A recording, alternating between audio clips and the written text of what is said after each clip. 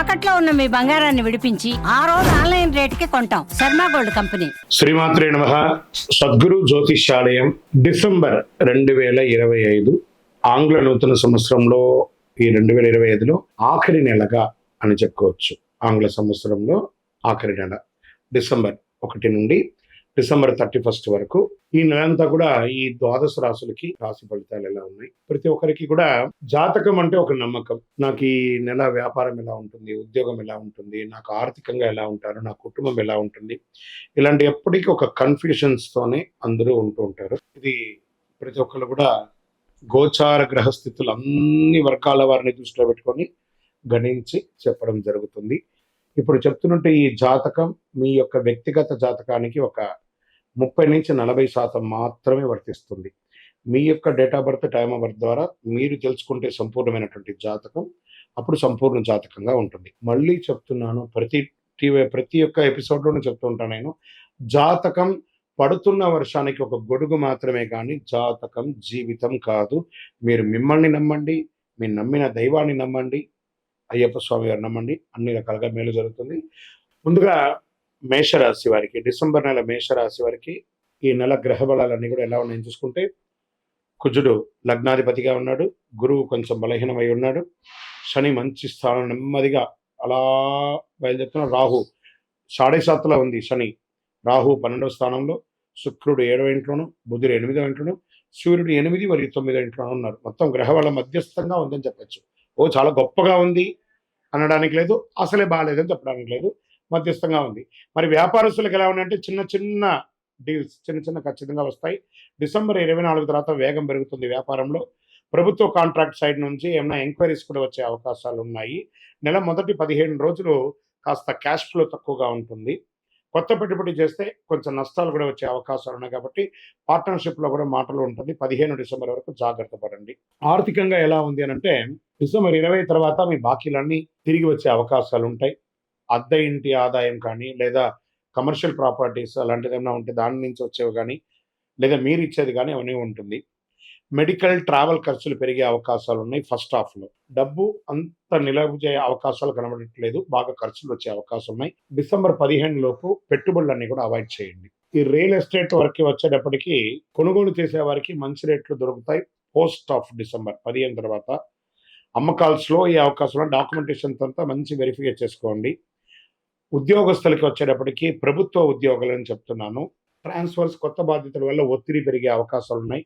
Departmental issues రావచ్చు first హాఫ్లో. Second హాఫ్లో శని 11వ స్థానంలో, పనుల్లో స్థిరత్వం ఏర్పడుతుంది. పైవారి నుండి మార్గదర్శనం దొరికే అవకాశాలు ఉన్నాయి.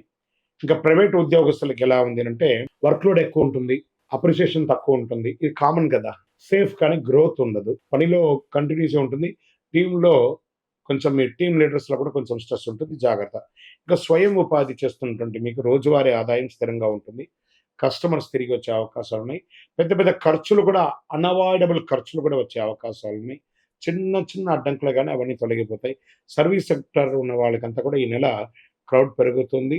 ఓల్డ్ కస్టమర్స్ ద్వారా మంచి అవకాశాలు రాబోతున్నాయి. సప్లై ఇష్యూస్ కూడా కొంచెం ఉంటాయి, అవి కూడా చూసుకోండి. రోజు ఇన్కంలో అప్ అండ్ డౌన్స్ ఉంటూ ఉంటాయి. ఓకే.